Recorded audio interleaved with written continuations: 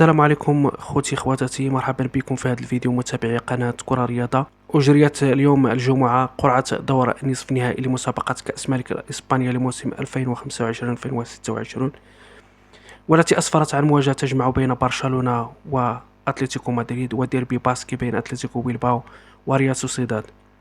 وغيتلعب نصف نهائي فقط في كأس ملك إسبانيا بنظام الذهاب والإياب عكس الأدوار الفائتة، وتلعب مباراة الذهاب في الأسبوع القادم من 10 إلى 11 فبراير بالتحديد على ملعب الواندا متروبوليتانو بأتلتيكو مدريد وعلى ملعب بيلباو.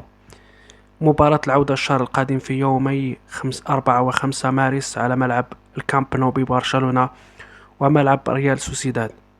ويضمن الفريقان اللذين سيعبران للنهائي التواجد في النسخة المقبلة لكأس السوبر الإسباني، والتي تلعب بنظام خروج المغلوب بمشاركة بطل الكأس ووصيفه بالإضافة إلى بطل الدوري الإسباني ووصيفه.